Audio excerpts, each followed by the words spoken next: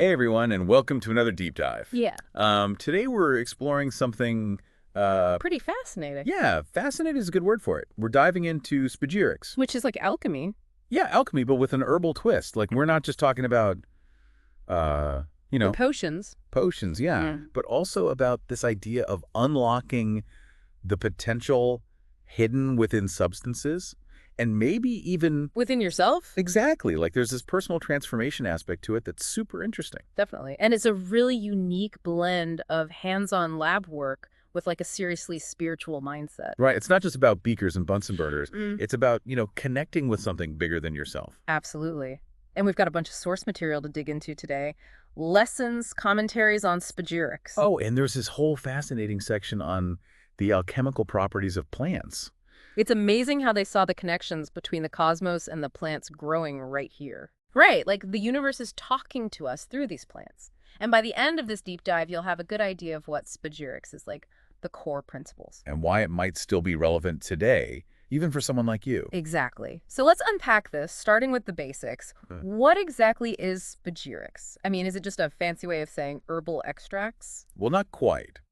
While Spagyrics does involve extracting the vital essence of substances, Okay. whether it's a plant, mineral, or even metallic, it goes beyond simple extraction. So it's not just about making a tea or a tincture. Right. It's about using those essences for healing and spiritual development. Okay, so there's a deeper layer here.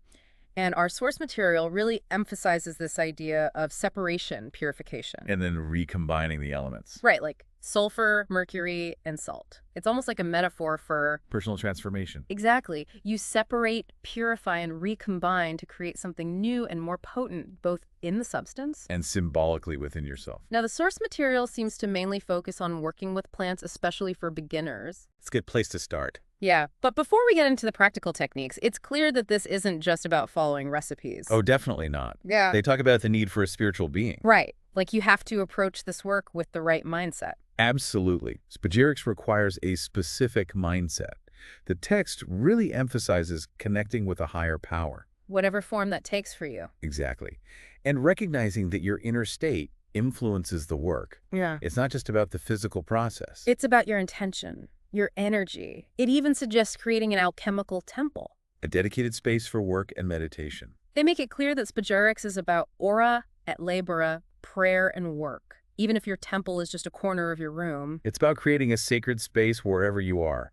Yeah. And it really connects with this modern interest in self-improvement, wouldn't you say? Totally. Spagyrics, like many spiritual practices, involves self-reflection, intention, and awareness. Yeah. You are an active participant, not just an observer mixing things in a lab. Now, the source material dives into this concept of the three realms. Metallic, vegetable, and animal. And each one contains the three philosophical principles of sulfur, mercury, and salt. Okay, so can you break that down for us a little? Sure. Think of it this way. Sulfur is like the soul or animating force of a substance. Mercury is the life force that connects it to the cosmos. And salt is the physical matrix or body. Okay, that's a pretty cool way to visualize it. And then there's this whole section about planetary correspondences. Oh, yeah. The table that links specific plants to the 7 planets. Saturn, Jupiter, Mars, the Sun, Venus, Mercury, and the Moon. It's like, whoa. It highlights the interconnectedness of everything. Ancient alchemists saw these deep connections between the cosmos and the plants growing right here on Earth. Right. It's like they're saying the universe is speaking to us through these plants if we only know how to listen. But let's get into some of the key processes involved in Spagyrics. The source material describes all these different techniques. Some of them sound pretty intense. Yeah, like distillation. But it's not just about simple separation. Right. Spagyrics emphasizes purifying and concentrating the essence. Like really getting to the heart of the matter. Exactly. And they even talk about using vacuum distillation for delicate substances. Wow. And then there's calcination, where you literally burn away impurities to reveal the purest form. I'm already seeing the metaphors for personal growth here. Oh, yeah. It's a powerful image. And then we have fermentation, where you break down matter to unleash its hidden potential. Just like challenges in life can lead to personal transformation. Exactly. And then there's circulation. A continuous distillation process that enhances the volatile elements, which in Spagyrics represent the spiritual aspects. The source even provides DIY instructions for building a circulation apparatus. Talk about sparking the imagination. And then there's cobation, where you reunite the purified elements. To create something new and more potent. It's like taking the refined aspects of yourself and integrating them into a more powerful whole. And finally, there's imbibition, saturating a substance with its own life force to amplify its powers. It's like a supercharged energy boost. Yeah. And it kind of echoes modern self-care practices, wouldn't you say? Absolutely. Taking care of yourself, nourishing yourself to become the best version of yourself. There's so much to unpack here already. But there's one section in the source material that really caught my eye. The circulatus minus herbigeranum. What is that all about? Yes. That's where they describe a specific process for working with a fixed vegetable salt and its volatile spirit. Okay. To create a powerful menstruum. Basically, a super solvent that can extract the essence of resins, gums. And even minerals, like they're creating this alchemically charged super solvent. That's the gist of it. And what's fascinating is how the text encourages you to experiment and find your own path. It's like they're saying, here are the tools, now go discover your own truth. Exactly. Now we've got to talk about this concept that absolutely blew my mind, the lost word. What's your take on that? It's a fascinating idea, right? The source material suggests that the original language of creation was vibrational, with each word holding immense power. Like imagine a cosmic keyboard, where each note corresponds to a specific manifestation in reality. Okay, mind officially blown. So they're saying that modern language has lost that connection, but the alchemists can rediscover it through their work. It makes you wonder, what could you create if you could tap into that primal language? That's a powerful question to ponder. And it leads us to a really important consideration. All this talk of transformation and cosmic energies is exciting, but Spagyrics also involves real-world lab work. Right. And the source material is very serious about safety. Absolutely. We'll dive into the practical considerations and the ethics of Spagyrics in just a bit. But first, let's take a quick break to let all this soak in. We'll be right back.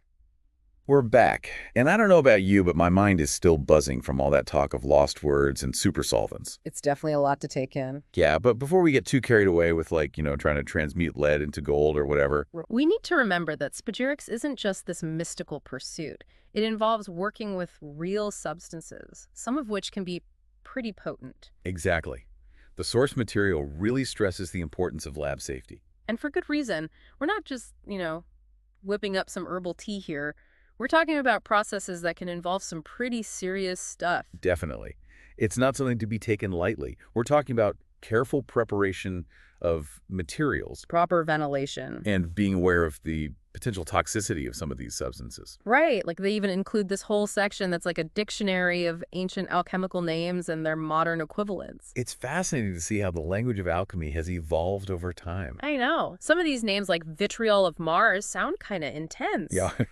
Well, it's a good reminder that we're dealing with powerful forces here. Definitely. But beyond the historical curiosity, this list is a great starting point for further research for anyone who wants to understand the chemical composition of these substances. Absolutely. It highlights this connection between ancient wisdom and modern scientific understanding. Speaking of modern understanding, this source material also talks about the limitations of science, like lab experiments can only reveal so much about the true nature of reality. That's a really interesting point. The text seems to be saying that true understanding requires more than just observation and analysis. It's about more than just, data and measurements. Right. It calls for a shift in consciousness. Okay. A move from purely intellectual knowledge Right. to a direct experience of the interconnectedness of all things. It's about recognizing the deeper meaning and purpose behind the physical forms that we encounter. Exactly. It kind of reminds me of how some cultures view plants and animals not just as physical objects, but as beings with their own unique spirits and intelligence. That's a beautiful way to put it. It's a perspective that challenges us to look beyond the material world and recognize the inherent sacredness in everything. Absolutely. Yeah.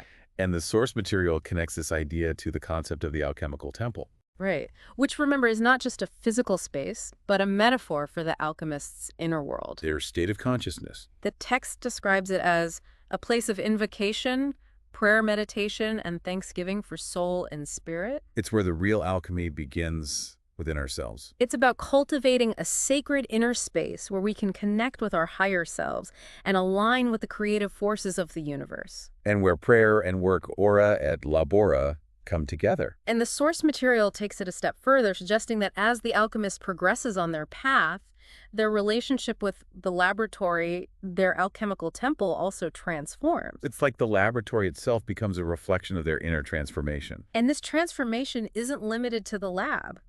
The text suggests that the alchemist's entire lifestyle becomes a reflection of their alchemical work. They even say that the alchemist's lifestyle is a quickly ascending path. What does that even mean?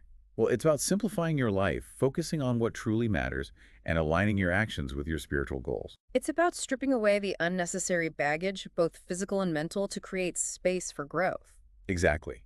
And it's not about renouncing material possessions or withdrawing from the world. It's about finding balance, a way of being in the world but not of it. Precisely. And the text reminds us that this path isn't always easy. Oh, I bet. It requires patience, discipline, and a willingness to face our own inner impurities and work to transform them into something more refined. Just like in the alchemical process. Exactly. Now, the source material goes on to discuss the broader goals of alchemy. While Spagyrics focuses primarily on personal transformation, alchemy as a whole has a wider scope. Right. It hints at the legendary transmutation of base metals into gold. Okay, but is that even possible? Well, the text suggests that it's not just about the literal transformation of metals, but about the transformation of the alchemist himself into a more spiritually evolved being. Okay, so it's about achieving a state of perfection or wholeness. Which brings us to the concept of the philosopher's stone, this mythical substance that alchemists have been seeking for centuries. I've heard of that. But what is it exactly? Well, the text suggests that it's not just a material substance, Okay. but a symbol of the alchemist's perfected consciousness, a state of unity and harmony within oneself where the divine spark is fully realized. It's like the ultimate goal of the alchemical journey. Exactly. Right. And what's really inspiring is that this path to perfection isn't just for a select few. So anyone can achieve this. It's available to anyone willing to put in the effort and dedication. It's an invitation to embrace the alchemical process, both in the laboratory and within ourselves. And that brings us back to the concept of the arceus, that primordial life force we talked about earlier. Right. The source describes it as the universal seed containing the potential for all things. It's what brings life and consciousness to the world. And they give a practical example of working with the arceus through the creation of a special substance called the gur, or universal menstruum. Which is? It involves capturing rainwater and allowing it to mature over time, becoming charged with the energy of the cosmos and imbued with the power of the arceus. The text describes it as becoming magnetic, capable of attracting and amplifying the vital forces within substances. It's a fascinating concept that connects to the idea that the alchemist's inner state influences their work. Right, like the alchemists, through their intention and focus, can attract and harness this universal life force. Exactly. And this leads us to another important aspect of Spagyrics, the concept of planetary correspondences. The table linking specific plants to the 7 planets. It's a reminder that Spagyrics sees the cosmos and the natural world as intimately interconnected. It's like tuning into the symphony of the universe, recognizing the unique vibration and purpose of each plant and mineral. And by understanding these correspondences, Spagyrics can select and prepare substances in a way that aligns with their intentions and goals. Okay, all this talk of planetary influences and universal menstruums is pretty mind-blowing, but for those who are ready to get practical, the source material also provides some down-to-earth advice for the aspiring Spagyricist. Absolutely.